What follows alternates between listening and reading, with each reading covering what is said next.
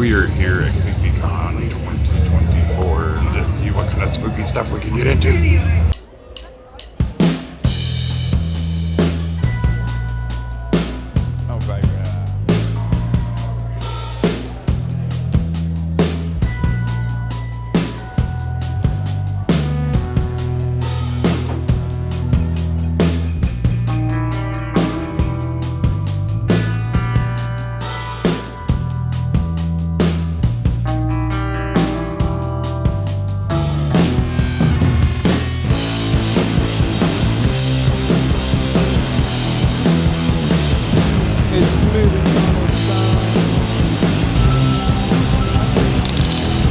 Oh my god, so thank you.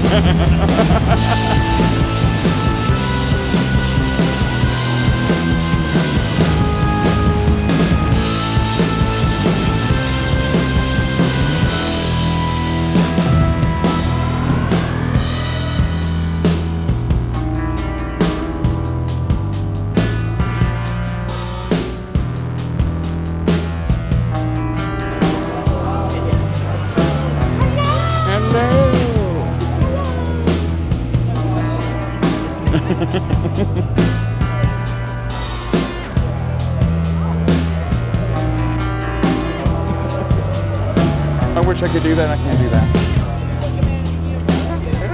That's the camera.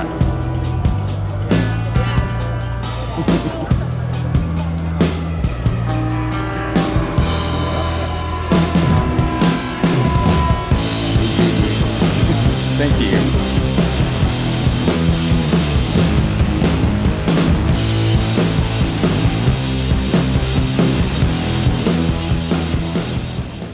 Your first act for today is a great one. It's an amazing one. I know you got a ticket at the front door and it bought you that whole seat, but you're only going to need the edge for this next one. This is a 17-year-old contortionist. She won her very first Guinness Book World Record at the age of 15. I could barely drive by then. She has performed everywhere from Australia to Vietnam. Holy cow, I don't think I've ever even left this side of Knoxville sometimes. And you've probably seen her on America's Got Talent. You've probably seen her in The Conjuring. And now you're gonna see her right here on the main stage. Show her some love and put those hands together for Emerald Gordon Wolf!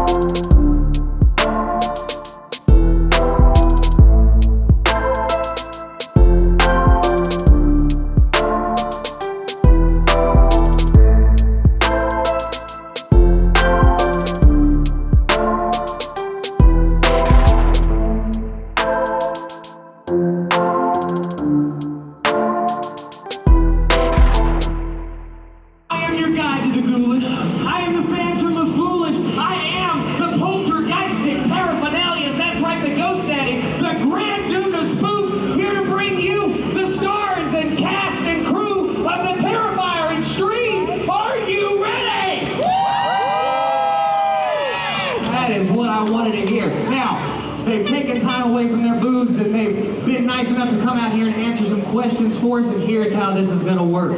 I am going to lead most of this discussion. I'm going to ask them some topics and things like that and let them promote their things. Then for the last few 15, 20 minutes or so, we're going to open it up to the floor for questions. Okie dokie? Everybody sound good? Everybody ready for this? Yeah! I said, is everybody ready for this? Yeah! Oh, terrifying cast and crew in the back. You guys come on out here. You just get on out here. Coming in from the North Carolina. No, I'm just kidding. It's Steven Del Sala. Oh, Michael Levy. Uh-oh, Marcus LeBlanc. Jonas Davis. Samantha Scafidi. Heather Albert. Dan Robick. And the one, the only David.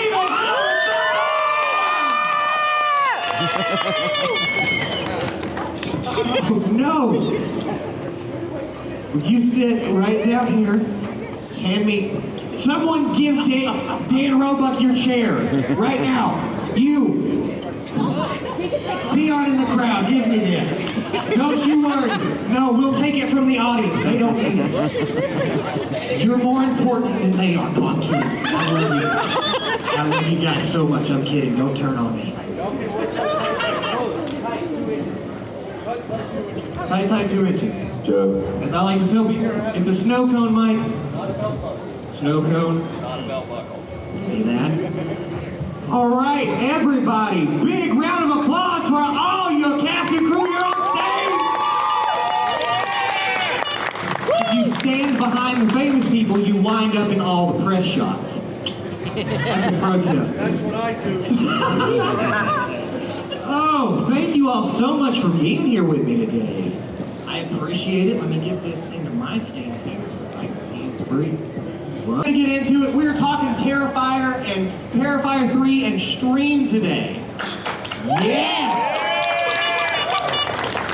No idea the amount of work that goes into these things. So I think to kick things off, we want to hear, the difficulties, the worst parts of all of it, I think is a good part to start with. So I understand. Yes, you can absolutely include this panel, Dan Rowan. Ow! Is your microphone on? I don't know. Hey! Can we include this panel? Yes, we were waiting for the jump scare. Gotcha. Yes. So, I understood me and Michael were speaking in the film panel on Friday, and you guys went straight off of Terrifier 2 into Stream, into Terrifier 3, into Screamboat, correct? So, how does, talk about that. How does that process work? How exhausting is that? And, what goes into that? Well, the biggest thing is to have a good team surrounding you and people that you like to work with. And luckily, from the Terrifier franchise, a lot of us, from to Screamboat to some of the other stuff, we're all also doing these conventions together constantly. And so it's really like one big family reunion anytime that we get together. So it makes it a lot easier, but it's hard work. For sure, long hours. You can't do it if you didn't love it. Right. But we always have a blast working together, and we love working constantly with each other all the time. And hopefully we can get together again with Jonas and Sam and Heather as well going forward on multiple projects too. So it's an honor. Yes. Okay. So, for someone, Dan, you told me yesterday that this was your first Terrifier panel. Yes, this is my first Terrifier panel. But, Thank you. I've been waiting for this day for years I have. So, I know you originally were touring with the Dr. Seuss musical on Broadway, the first through the 5th tour as Grandpa Who. That was Grandpa Who, yes. So, how does one go from Grandpa Who to Art the Clown to playing a murderous version of the Grinch which I think is a nice full circle coming back. Oh yeah, that really was full circle because I was also the understudy for the Grinch on that too. It was like our Grinch was the wonderfully talented Stephen Carl, who was Robbie Rodden from Lazy Town, for all those that know who that is, and that was a master class being his understudy for those 5 years. Because, yeah, I was never actually professionally trained in comedy. I just learned from watching my betters and being on stage with my betters. And Stefan was actually trained in clowning and mime work and all that in Iceland, so he was professional at that, and he was able to take me aside and actually help fine-tune my abilities. And it was after my last tour with the Grinch, I was trying out for different Broadway tours, and I was in final callbacks for several of those, and they all fell through. And this audition for Terrifier came up, and I went in for it, and I got the role. And because Stefan and I had always talked about our love for silent comedies, especially like, or silent comedians like Harpo Marx and Mr. Bean, Charlie Chaplin, and I don't know what's going on with the mic, but that's cool. But yeah, and I got the role, and I called up Stefan, and I was like, hey dude, I finally got this type of role that we both dreamed of, and I would love some professional advice on how to tackle him. And he gave me some great advice, and yeah, actually, if you watch my performance, you'll probably see a lot of Robbie Rodden in Art the Clown. It's so funny that you said, because you absolutely can. A lot of his mannerisms and things like that. And I can appreciate the clowning. Dude, my grandfather was a professional clown for years and years and years, and that's where I grew up, was in circus and things like that. So it's fun. It's such a fun character. And actually, this is a little bit of trivia I discovered a few weeks ago, because I like to sometimes just go back and watch some of the greats. And I discovered they had a lot of Marx Brothers movies on Amazon Prime. And I was like, oh, I want to go back and watch them. And I was watching Duck Soup and Animal Crackers, all those, and I was like, what is Harpo's real name? And I looked it up. Arthur. Arthur. Art. I was like, wow. I had to text Damien immediately. She was like, dude. That's incredible. Dude. Because I've always said, like, Art is basically the bastard child of Harpo Marx and Freddy Krueger. And I'm like, it's meant to be. That's so I have the Marx Brothers tattooed on me. Yeah. I'm a huge fan of Harpo. I have a pet parrot named Harpo. They were amazing. And I encourage any of you, if you've never seen a Marx Brothers movie, especially go watch Duck Soup. Yes. That is a master class in comedy, verbal comedy, physical comedy, all that. It's like the musical comedy, because they're great performers with music. Their musical numbers are amazing in it. There's a great piano routine between Harpo and Chico in that one. This is like, But yeah, you started as a survivor in the beginning, and now you have really become this whole otherworldly creature almost that has leaned into art's obscurity and rage and craziness. So when you're under all that, because I'm sure that prosthetic is so heavy and limiting and things like that, it's not heavy, and it's not limiting, because once you're in it, it kind of feels like a second skin. Okay. But getting into it is a heavy experience. It's a very heavy experience. I know you said it takes like 6 to 8 hours just to put that on. Yeah, depending on the day. Yeah. Would you say that that's accurate, Heather? Yeah. So when you're in all that, and where do you really tap into becoming that kind of, like when you got your certificate of acting, did you think one day I will birth the decapitated head of a clown on screen? None of this was in my imagination. I never thought that I would be in a horror film like this, to this level, with that type of character. But I feel like it's kind of like what you hear a lot, where the costume and even just the prosthetics does a lot of the work for you. Because then once you're in it, it kind of becomes like, it's like putting on a leather jacket. You kind of feel like this level of cool and like, armor. Yes. So once you're in it, I don't know, I always joke, it's like I kind of lose it or tap into probably the real part of me that's crazy, and I black out.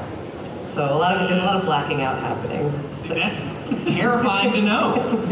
Victoria, she's just gonna black out. You're gonna black out. You never know what's gonna happen. Everybody always wants to be in a horror movie until they're in a horror movie covered in fake blood for 6 hours.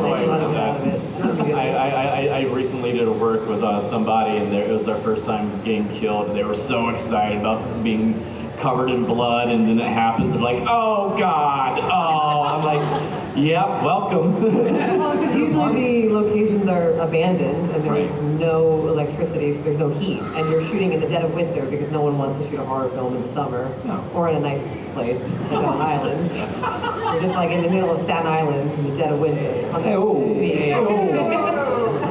didn't say anything about Staten Island. We only filmed that film on the coldest week of the year. You know, with horror movies, the thing is, the reason why it's in the winter is because there's the least amount of daylight. And most horror movies take place at night. Nobody's on the streets. They're all staying inside, nice and warm. So we have it. There's a list of things Michael Levy's never said.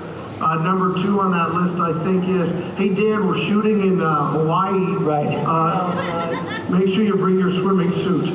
Damien's talking about potentially Terrifier 4 if it happens being in Hawaii, so we'll see. Yeah, I'd like to see that day. Better be in that one. Speaking into existence. I love that idea. Jonah. Yes. So you played the very iconic store owner Ricky in Terrifier 2. Yes. And watching David over here do the most ridiculous things possible with sunglasses. Like, how do you keep such a straight, serious face dealing with that? And 2, it's a 2-part question. How does it feel, you know, seeing your own decapitated head like held up in front of you so realistic? Well, so 2 is I didn't know what I was getting myself into. Okay, Lauren, who played Sienna, her and I trained at the same acting studio in Philadelphia.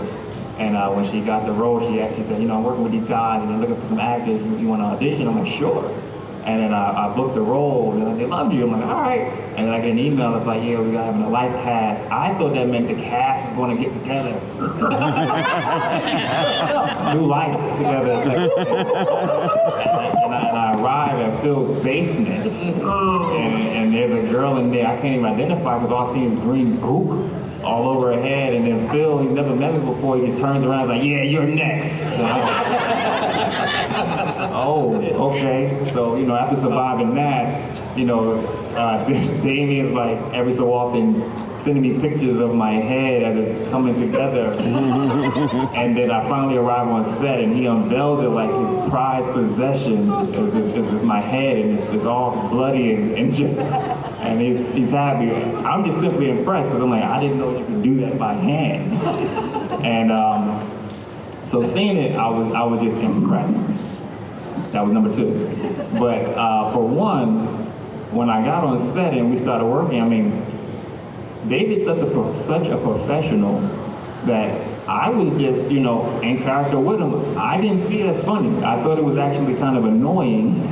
You know what I mean? Because I'm doing this and I got these guys yelling from behind all kind of ad-libs. Do the glasses with the googly eyes. You know, put the blower in your mouth. No, do it again. And I'm like, oh. That sounds like a porn set. Yeah. And that might be why the line came. You're gonna put that in your mouth. You gotta pick, but you know. And so before I know it, it was over. You know, wild kill. I watch it on film, and then I laughed out loud, and I'm like, oh, this is funny. Like I didn't even know this was actually funny, and I was like, oh. Great job, guys. Great job. You became method as an annoyed store owner. We've all He was so stone-faced the whole entire time. Like, this guy hates me. I'm like, dude, laugh, man. He's like, no. So Heather, hi there. We haven't gotten to talk to you much. Yeah, bring the mic real close. Hello. So Heather, you were behind the terrifying looks. Here you've been behind the looks for the photo ops yesterday too. So where did you get your start? How did you get mixed up with this crazy crew?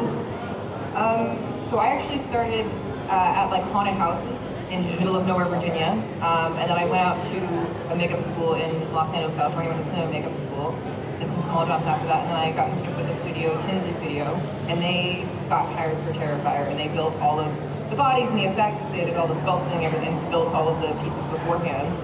And my boss looked at me one day and was like, you want to go take a set? And I was like, he's like, yeah, it'll be fun, it'll be a good time, it won't be that hard, you know, fun little horror film. I think he lied to me Poor about Heather. that. That's all I have to say is poor Heather. Okay, he fully lied to me about how hard it was gonna be. He's like, no, it'll be fine. It'll be you and Ryan Ward, just the two of you. It'll go out. It'll be a fun time. It was fun. It was also just very fun. But it was easy doing her makeup, right? Steven down there. Oh, you're skipping to me. I am. You see that? What does he have to say? That's right. I don't even know who this guy is. You brought him up randomly. We'll come to Marcus. I like keeping everybody on their toes. I thought we were going to run out of time before I had to say anything. Absolutely not. I'm going to be like, oh, time's up. So, Steven, you have been a producer on almost all these Terrifier films with Fuzz on the Lens Productions, and you worked as the cinematographer on Stream. Correct. So, when you got mixed up with all these guys, who came to you and said, as a producer, you know, we're doing this movie, it's going to be about this clown, and it's going to get really crazy? I don't think anyone said that to us. I don't think we ever prepped with that, what it was going to be. The story starts with Phil Falcone, who has been mentioned a few times. He's really the man behind everything, aside from Damien.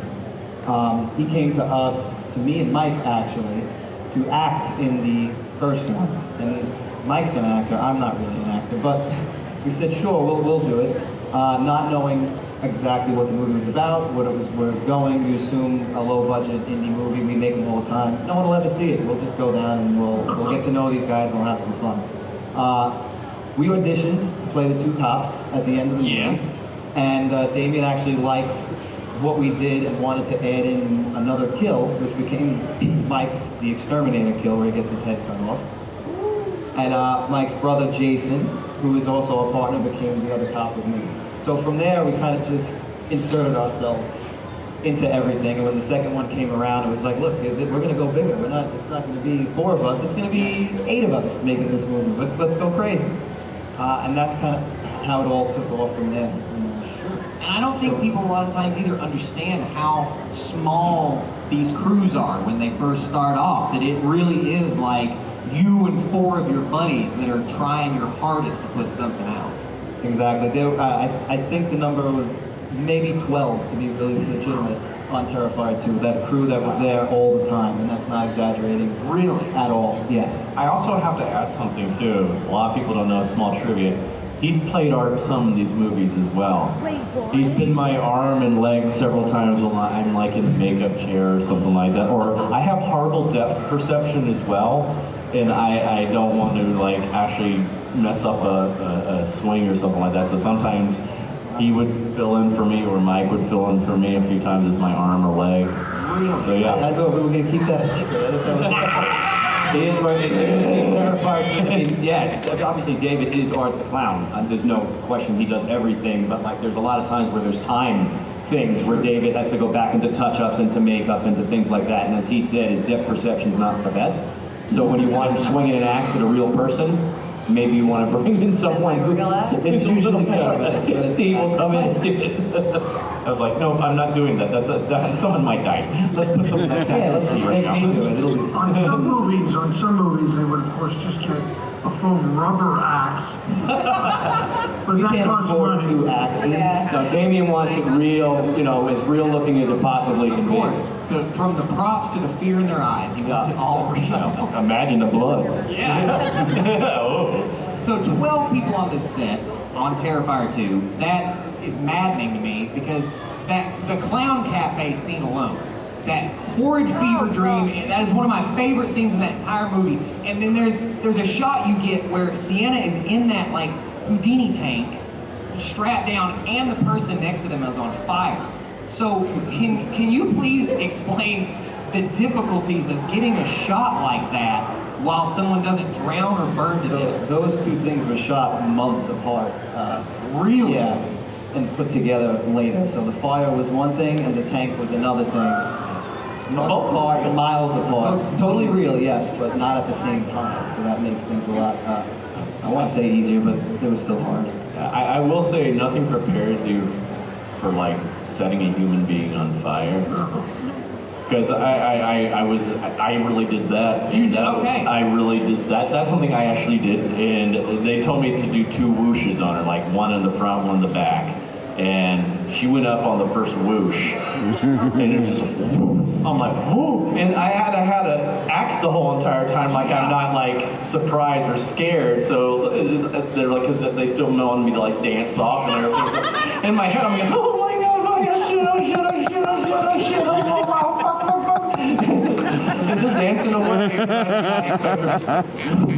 was like, yeah, it was. I have to, the stunning actress Jenna that did that. That was amazing. That's one of the riskiest stunts anybody can do. You have to really be trained to do that, because if you inhale, you will inhale that fire. You could burn your lungs, and so that's amazing.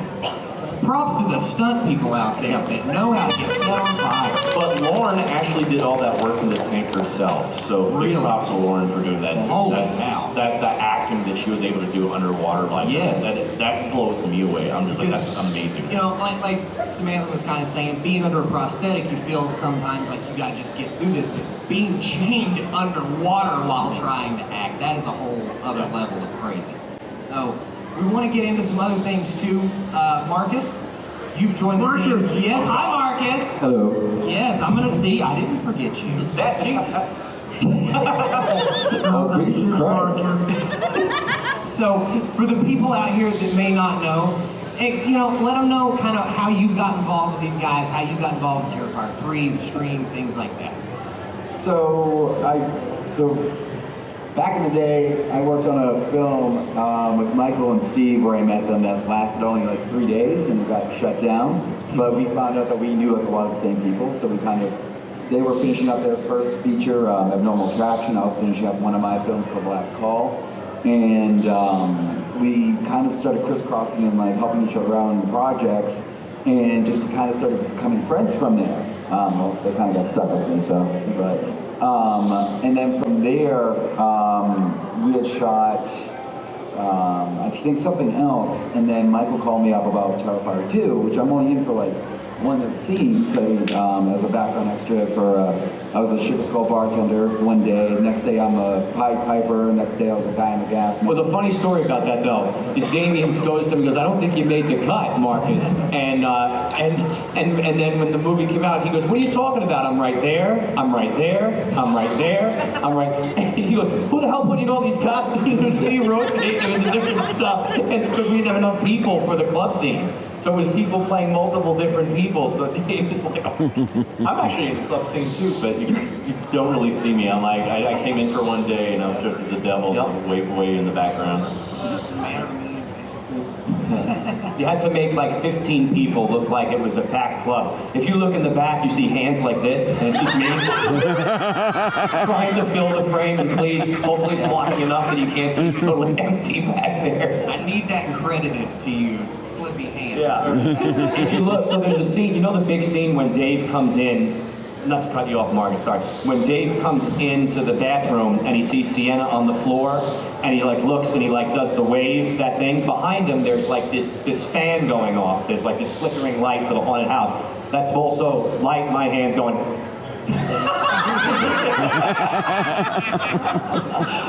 There's also that one shot, it's like the first like panning wide shot where you had me be in the right corner of the frame, then I had to run into the camera move to the other side so I wasn't passerby, then I had to sneak around the whole crew to get to the back because the camera comes all the way around. Rip off the wig. Rip off the wig, like, and at my back, and I was like doing some weird shit in the background, and it was just like, and you're like, okay, we're gonna do this like 7 more times. I'm like, I'm running a friggin' marathon here for this set. It's the most running you've done in your entire life. And he hasn't since.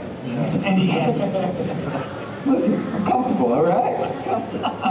So, we're getting ready for Terrifier 3, geared up October 11th, correct? Yes, they gave you a special gift and released it early October 11th for Terrifier 3, and then August 21st for Stream. Yes. And since so many of the same people have worked on this so closely together, how could you compare the depravity in the two? You know, we tried to do something different with Stream. We don't want to just make the same like with Terrifier. Like that Terrifier is its own thing. Yes. Terrifier, you know, Art the Clown has his own way of killing people. So with Stream, we wanted to show that we can do something different. Obviously, with Damien Leone doing all the gore, you know it's gonna be a bloody massacre, right. A splatterfest, of course.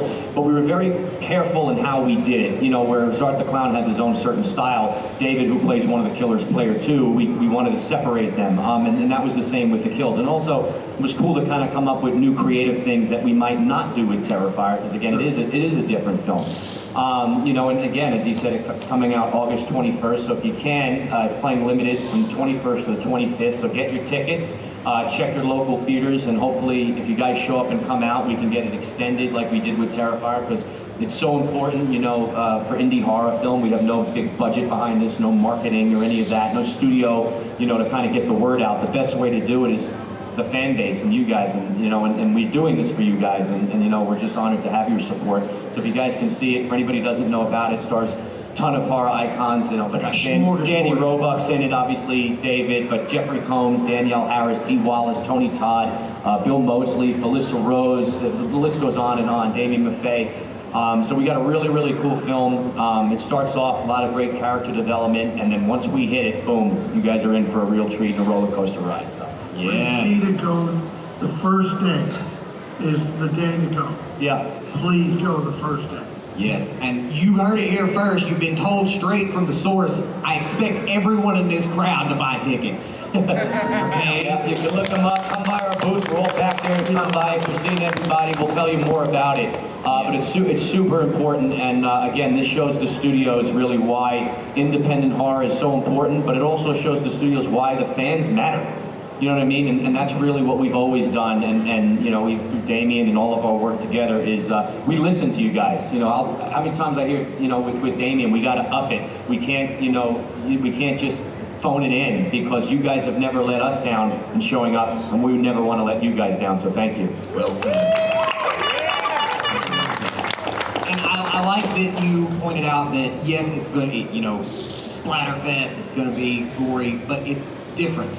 Because Art does have his own style, and coming off of a set like that, you know, coming out of that character Art, and then, you know, put your kill skill to some good use as player 2 now. Yeah. You know, racking up points, trying to win some money here in the big game. How do you, you know, find ways to become player 2 and differentiate yourself from Art? Because that was definitely a challenge, because player 2 is also kind of a silent character as well, and so I wanted to do everything was going to have to be based on physicality. So I wanted to change the way I presented myself physically in that role, and I saw him more as more of a dancer, stage performer. So yes, his moves very fluid. You were very fluid. You know, so I did those kind of things, and I also had a great scene partner for all that, one of the other killers in that. So that helped, you know, differentiate the two. That was definitely something I was really focused on. I talked to Mike about a lot too, is how to differentiate the two characters. So. Yes, and I'm very excited to see the role, very excited to see what you do, super excited to see everybody in it. Before we open it up to the floor here to let the people ask some questions. Alright, my question's for David. Alright, okay, so you're from Tennessee. I'm actually from Huntsville, Alabama. Oh. So really close to Tennessee. Okay. So how do you go from being a talker and then going into Terrifier and not be able to talk, you're used to being a talker? Gosh, it was kind of easy. I just, because on screen I don't talk, but you know, in real life they never shut me up. So, I swear so many times that when Damien's saying rolling, there's no film in the camera. They're just trying to get me to shut up sometimes. Because I've looked over sometimes and they're just all standing around doing nothing. I'm like, eating lunch, rolling. Yeah, exactly. Yeah. That's really what it is. I love it though, because I don't have to memorize lines for once, because I was a stage actor forever, so I'm used to memorizing pages and pages of dialogue, so it's nice to just show up and I'm like, so what am I doing today? That's literally what I do. I just show up on set like, what am I doing? Oh, okay. Stabbing this person and peeling this one like an orange. Okay, I have one more. Okay. So I have a question for all of you, actually. So like, I don't know if you guys have stunt doubles or anything, because I'm pretty sure you do. But like, if y'all fall, does it hurt really bad? Like when you guys fall down? Yes.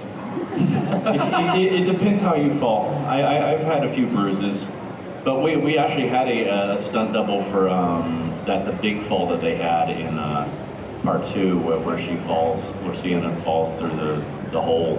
And that was a moment that scared, I think, all of us on set, because the actress, the stunt double, Jenna, same one that went on fire. She's a woman of many talents. We thought she overshot the boxes that she was supposed to land in, and there was like this dead silence for about 30 seconds after she landed, and we're all just like, oh God, oh God. Oh, She didn't say anything. didn't say anything. Like, I'm okay. We were like, Nah. We're like, oh God, we just, because at first we're all like, oh, that was awesome, and then like, oh. And then she's like, I'm okay. We're like, oh, thank God. I also think when you are doing these stunts, the adrenaline's pumping so much that you don't actually register the pain at the moment, and then later on you start to see like bruises or marks or a little soreness. And Lauren is like a massive trooper. She does most, if not all, of her stunts. And there is literally a picture I have from the 3rd movie, and she's just riddled with bruises. Yeah. And I remember like the day of, she didn't feel anything, but the next day she's like, yeah, I'm a little sore. I'm like, those are gnarly. So yeah. Thank you so much for your question. Step on up, whoever's next. Thank you for your question, Pyramid Head. Come on down. So I found it actually really funny that you guys were releasing on October 11th, considering that is my birthday. I also had an additional question of where or what event caused the inspiration behind Terrifier? What in your brain caused you guys to think, I want to make a movie about a silent clown who kills people? Yeah, let me call Damien. That's a Damien question. Let's get Damien on the line. Can we call a friend? We can't. We've got him here on the script now. The only thing we could talk to that really is that Damien started with doing shorts, All Hallows Eve, and in that he had done 3 or 4 short films in this anthology with Terrifier and the original Art the Clown, Mike Gianelli, who portrayed him. And I've heard him say this a lot in interviews too, is that everybody kept kind of going back to this clown. He said he always wanted to do something creepy with a bus stop or a train station, right? And he would always kind of built the whole thing with Art the Clown off of that. But where the inspiration came from, it's tough because it's really from him. But I know that he did talk a lot about doing something that's the opposite of Pennywise, which was, he would say, like, Pennywise talks and Pennywise is colorful, and like he would go, all right, we're going to make our clown silent, and he's going to make them black, you know, black and white. So other than that, unfortunately, for the birth of it, you know, it's really his, you know, his baby, and he's the only one that can talk to the inspiration of it. Can I just say what is surreal? You guys, Pyramid Head just came up and asked a question, and none of you were like, what the? That's his voice? Why would he talk like that? I thought, Pyramid Head. And he's like, hi, this is Pyramid Head from Long Island. I just want to ask. He's a polite pyramid. Thank you, Pyramid Head. Go on to your killing. Yes, on to the killings. I know you've had a busy day. And step on up. I see you right here, the Huntress. Come on down. Oh, I'm so short. Hi. So my question is for anyone, and it's more of, did you ever have to film something or refilm something that literally made like your stomach turn? Like you just Everything in Terrifier 3? Yeah, that definitely happened in part 3. I know that's been out there, that there was a scene in Terrifier 3 that made me a little bit nauseous, and It's I'm not going to reveal what it actually was, but it's something that Damien knows makes me nauseous, and I think he just put that in there just to really mess with me. Did he know about that? Oh yeah, he knew. Oh, he knew. Oh, he knew, that jerk. and I'm having to do it like that. I'm like, I want Steve to fill in for me today. I'm like, come on, Steve, you can be my arm right now, right? Like, no, Dave, your face is on camera right now. I'm like, oh, great. You mean I have to look at this thing? I'm like, great. And then Samantha just decides to walk into this room, and it's a very hot house that we're in, and she's eating this smelly bag of corn nuts. I love corn nuts. They were not. Oh, it just made it worse. And she said, "What's wrong, Dave? What's wrong?" What's going on? You can do it. I was like, oh. I didn't spew, but I almost did. I can't wait till everyone finds out what that was. Yeah. It's horrific. Thank you for your moment of Terrifier. And they can all find that out on October 11th. Yes, but before that, what are we going to buy tickets to? Very good. And when does that come out? Got a good crowd. You got to come on tour with us. You got it, man. And also, after Terrifier 3 comes out, early next year, I have another film coming out that a lot of us worked on. A little thing called Screamboat. Yeah, oh boy, and I gotta play a little mischievous little mouse named Willie. So I'm ruining everybody's childhood right now. Really going through right now. Grinch, Clown, Mickey. Yeah. Thanks. Next thing you'll be G.I. Joe. Cobra! And you and Dan are also big voice actors too. You lend those wonderful velvety voices to a lot of different things, right?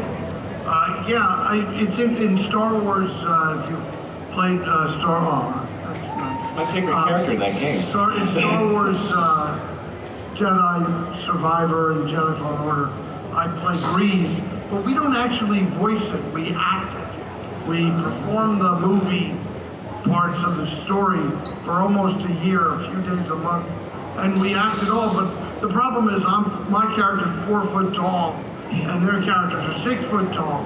So I spend a lot of time looking at the ceiling, and they look at 2 dots on my belly for my eyes. But it's really quite extraordinary and quite a blessing to do that kind of stuff. That sounds awesome. I absolutely love that. I thank you all so much for being here. Is there any closing comments or anything that you all would like to say to the people out here? Thank you. Come meet us. We're at the tables Come say hi. for another few hours, and there's posters. What? Yes. Well, she's in trouble. Oh, Heather's got a car. That is celebrity status. Talk about how to make it. Off the stage and into a private car, onto the jet. Have a wonderful time, Heather. Well, ladies and gentlemen, yes, big round for Heather Albert. And a big, humongous, gigantic round of applause, screams and cheers for your Terrifier 3 Extreme cast and crew! And Terrifier 2. Yes. Terrifier 2, it's okay. Terrifier 2 is here too. So go check them out at their booth, meet them live and in person. You can maybe touch them if you ask. They smell nice if you get close to them. It's real good. So go buy their pictures, go buy autographs from them, take selfies with them. Watch out for that thing. And we'll be back here on the main stage with the kids' costume contest real soon. Thank you all so much for being here. That would do us for CreepyCon 2024. I got a couple things. I got this awesome shirt that has Chris Bell, or Grand Duke of Spook, or MC this year, and it's been the MC for CreepyCon for quite a while now. And I have a poster signed from Terrifier 3 by David Howard Thornton and Samantha, and it's the first one she has signed. So if you've not met either one of them, I would highly suggest meeting them. They're super nice. So until next time, later.